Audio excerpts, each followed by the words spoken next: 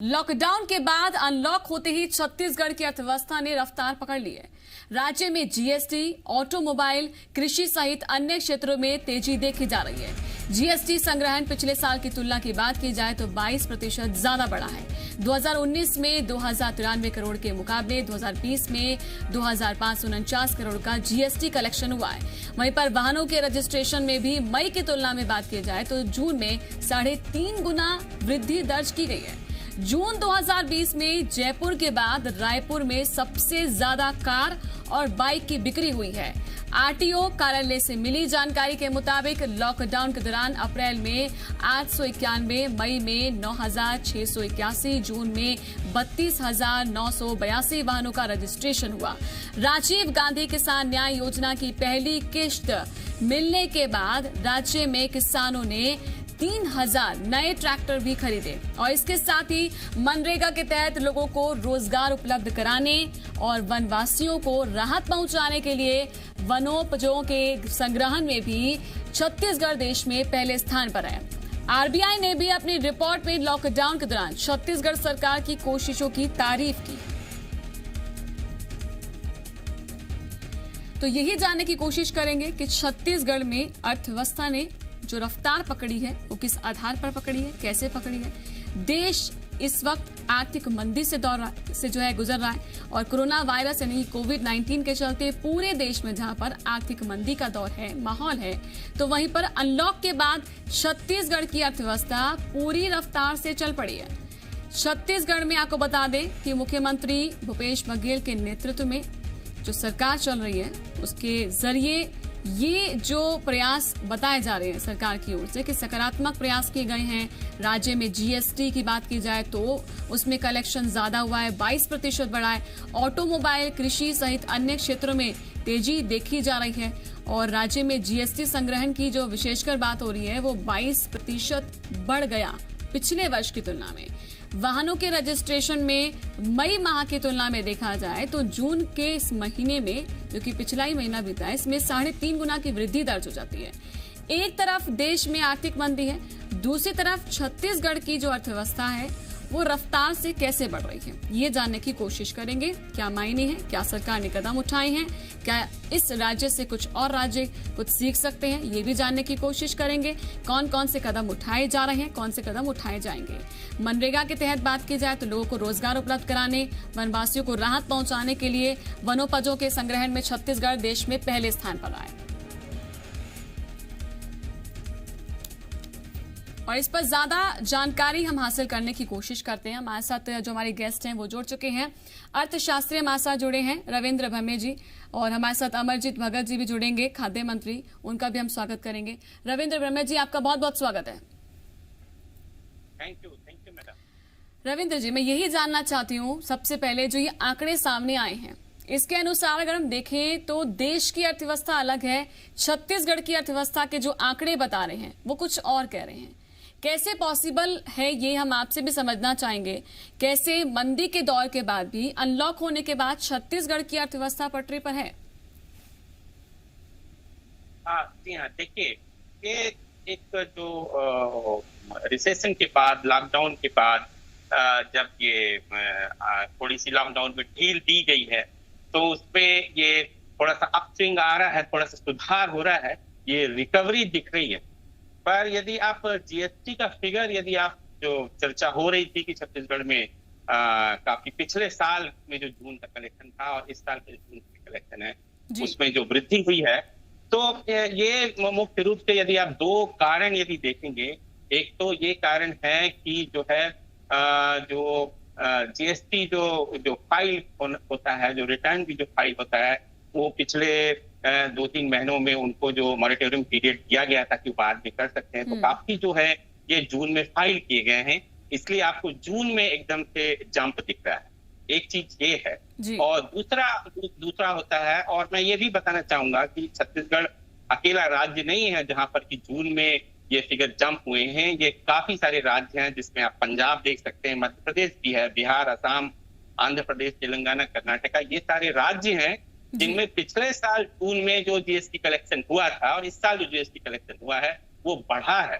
पर मैं कहूंगा कि ये अच्छी बात है, ये रिकवरी है, पर ये अभी अभी स्लो रिकवरी है। इसको हम अभी आगे और देखना पड़ेगा, क्योंकि ये तो जो जो पिछली बार फाइल नहीं की गए थे वो सारे जून में जो है रिटर्न फाइल हो रहे हैं, उसके कारण जीएसटी कलेक्शन बढ़ा दिख रहा है। दूसरा कारण ये है कि जब रिकवरी होती है तो इकोनॉमिक्स में उसको कहते हैं कि जो कंज्यूमर का जो डिमांड होता है, जिसको हम डिस्क्रिशनरी डिमांड कहते हैं, या विवेकाधीन जिसको हम मांग कहते हैं, क्योंकि हम जो लॉकडाउन पीरियड था उसमें तो हम अपनी बहुत आवश्यक जिसको चीजें कहते हैं, जिसको जो है नेसेसिटीज हैं, उसको खरीद रहे थे। और जो हमारा ये जो दूसरी जो मांग थी, जो कार की मांग है, जो बाइक की मांग है, इसको थोड़ा सा हम लोग सस्पेंड करते हैं। तो ये रिकवरी के समय में इसको ये डिस्क्रिशनरी डिमांड, या जिसको हम पेंट अप डिमांड कहते हैं, ये जस्ट रिकवरी के बाद, जैसे अभी लॉकडाउन खुला है तो ये थोड़ी सी बढ़ती है।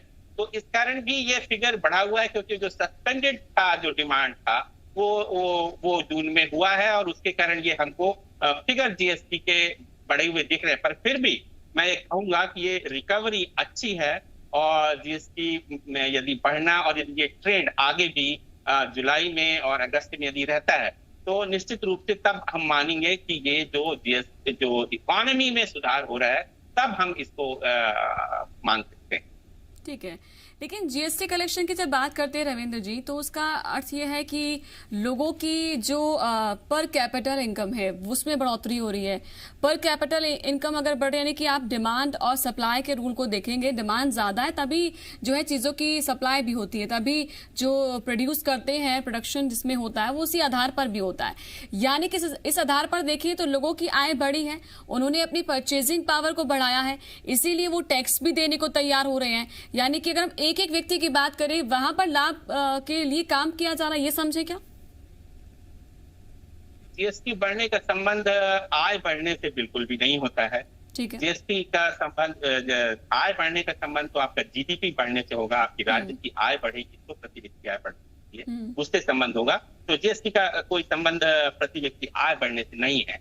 पर ये जरूर है कि ये जो मांग बढ़ने से है इसका संबंध, कि हमारे यहाँ मांग बढ़ रही है, और मांग बढ़ने के बाद चीजें खरीदी जा रही, क्योंकि आप जानते हैं कि जीएसटी जो है वो कंजम्पशन बेस्ड टैक्स है। वो उपभोग पे लग रहा है, जो आप फाइनल गुड्स आप खरीद रहे हैं उस पे वो टैक्स आप दे रहे हैं। तो इसका मतलब ये कि मांग बढ़ रहे हैं, और ये एक अच्छा साइन है। मैं कह रहा हूँ अच्छा इसलिए है कि पूरी जो इकोनॉमी है, छत्तीसगढ़ की इकोनॉमी सभी जगह, पूरे देश में, पूरी दुनिया में, ये कहा जा रहा है कि जो प्रॉब्लम है, जो मंदी का जो प्रॉब्लम है, इसका सोल्यूशन जो है मांग बढ़ाने में है। क्योंकि जब मांग बढ़ेगी तो वस्तुओं का उत्पादन होगा, इन्वेस्टमेंट होगा, नया इन्वेस्टमेंट होगा। तो ये जो साइकिल जो रिवाइव करने के लिए हर कोई, आप देखिए पूरी दुनिया के जितने भी अर्थशास्त्री आप यदि लेंगे, चाहे अभी बनर्जी हो, चाहे रघुराम राजन हो, चाहे पुराने अरविंद सुब्रमण्यम हो, और भी जितना गीता गोपीनाथन आए, यदि आप देखिए इकोनॉमिक, सब लोग ये कह रहे हैं कि डिमांड को बूस्ट करना बहुत जरूरी है इकोनॉमी को रिवाइव करने के लिए। और यदि जून में यदि ये डिमांड बढ़ रही है, खासकर ये डिमांड बढ़ता हुआ यदि आप दूसरे देख रहे हैं, ऑटोमोबाइल सेक्टर में देख रहे हैं,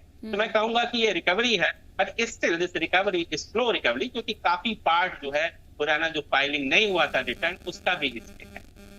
जी, और मैं ये जानना चाहूंगी, आरबीआई भी तारीफ करते हुए नजर आए हैं। वनोपज की बात करें तो इसमें देश में जो है नंबर 1 प्रदेश रहा है संग्रहण को लेकर, तो इसको भी समझना चाहूंगी मैं, किस तरह से इस पर जो है सरकार ने फोकस किया होगा, अभी किस प्लानिंग के तहत। हालांकि ये सब उचित तब होगा जब मंत्री जी हमारे साथ जुड़ेंगे तो उनसे भी समझेंगे क्या प्लानिंग रही होगी।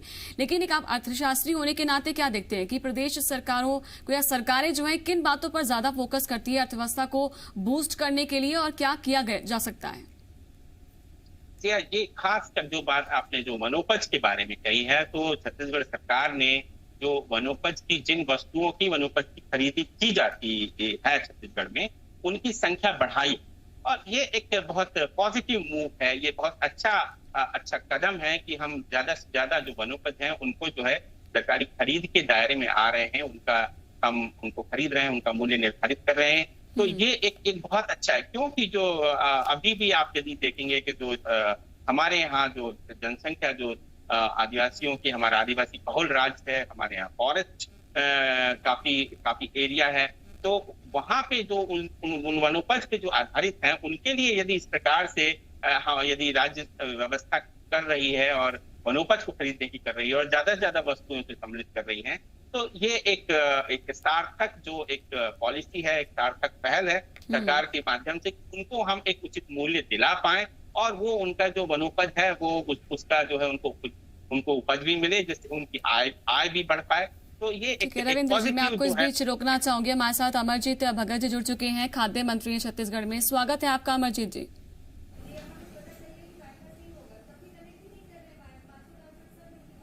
जी नमस्कार। नमस्कार सर, छत्तीसगढ़ ने जो कीर्तिमान हासिल किया है वो आंकड़े बता रहे हैं। आरबीआई ने जिस तरह से तारीफ की है वो हम सबके सामने है, लेकिन इसके पीछे क्या तैयारी की गई, क्या टारगेट तैयार किया गया, ये आपके जरिए समझना चाहूंगी। हमारे साथ अर्थशास्त्री जी हमारे साथ जुड़े हुए हैं, रविंद्र ब्रह्मे जी, हम उनसे भी समझने की कोशिश करें कि प्रदेश स्तर पर क्या कोशिशें होती हैं।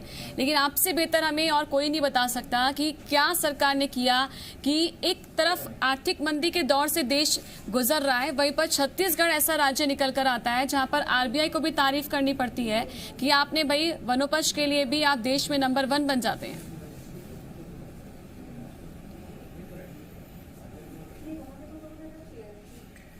देखिए, सबसे पहले तो मैं आपको धन्यवाद देता हूं कि अपनी बात रखने के लिए आपने एक मौका दिया है। जी।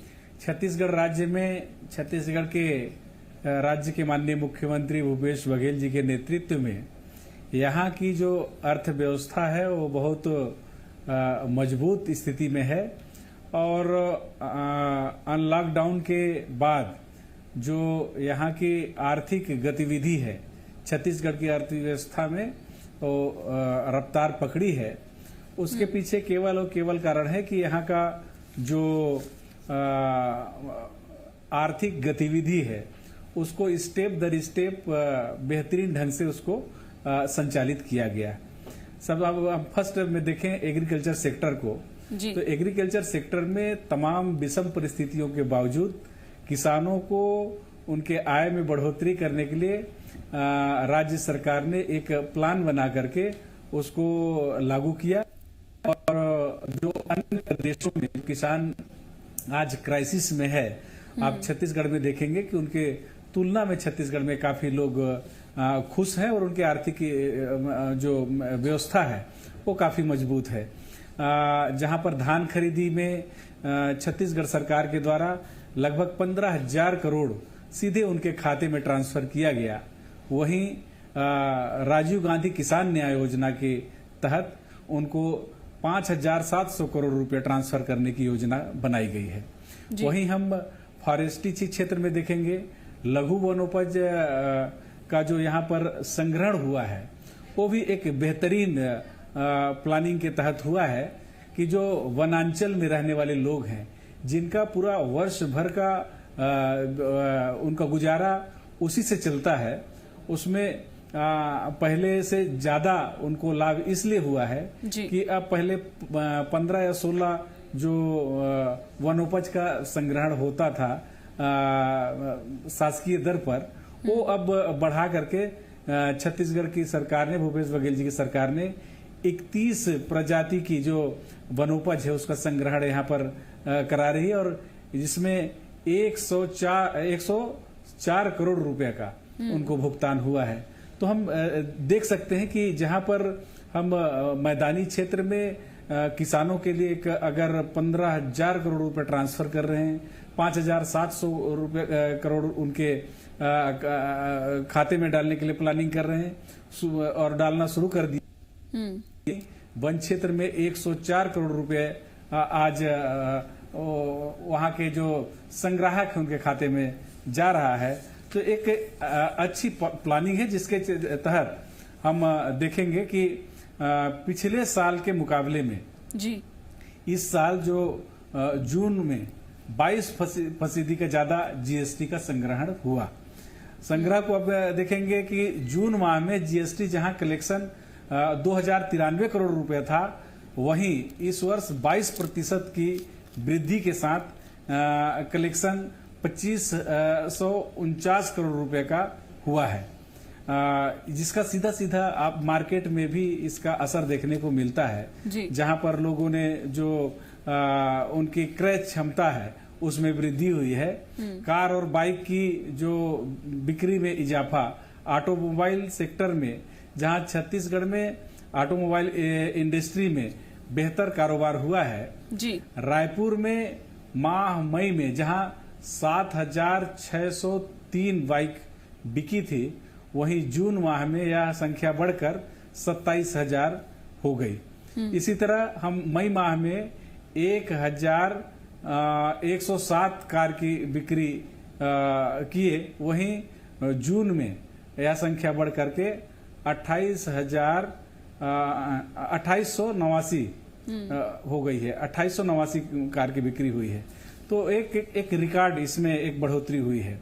ठीक उसी प्रकार अगर हम छत्तीसगढ़ में मनरेगा जॉबधारी परिवारों को 100 दिनों के रोजगार देने में देखें तो देश में सिरस्त पे रहे हैं।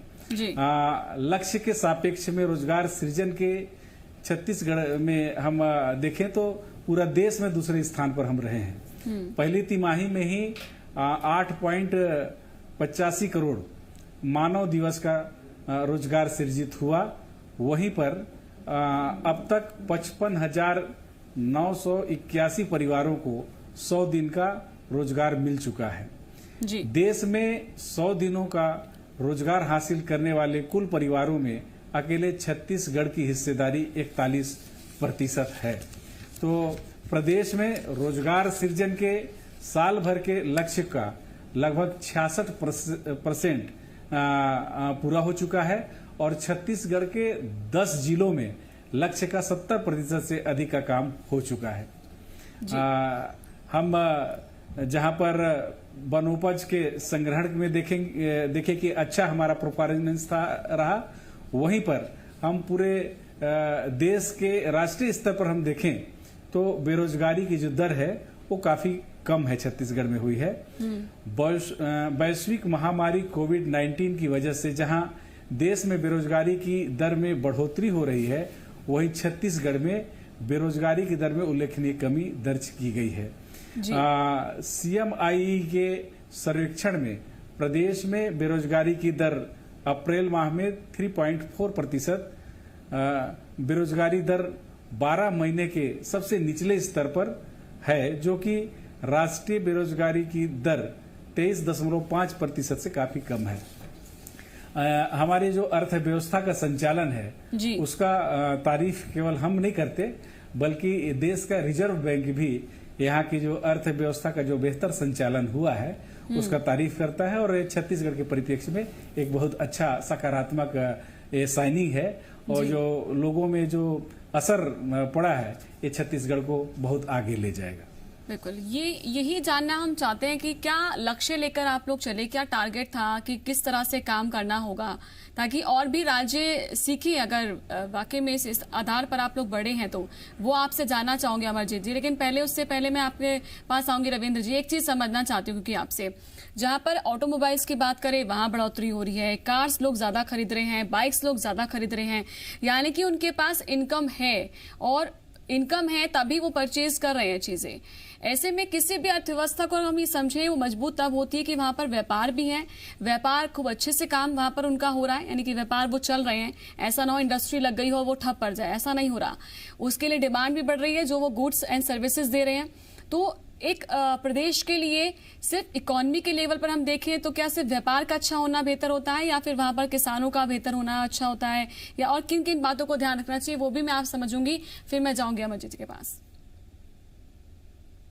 जी हाँ, देखिए तो अर्थव्यवस्था के जो तीनों क्षेत्र हैं जिसमें आप कृषि कहें और उद्योग कहें और सेवाओं कहें, तो तीनों क्षेत्रों का प्रदर्शन अर्थव्यवस्था की तरक्की में तीनों का अपना योगदान होता है और ये स्टेट स्पेसिफिक भी होगा।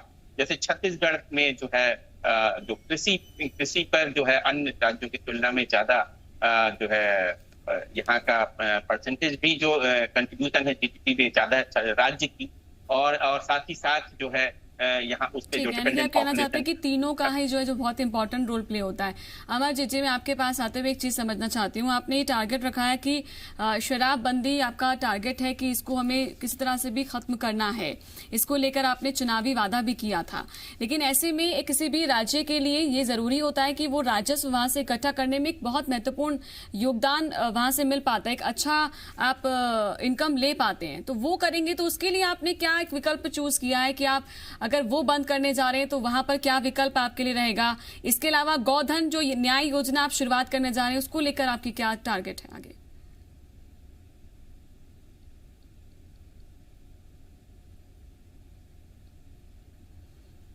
अमरजीत भगत जी, आपसे मेरा सवाल था।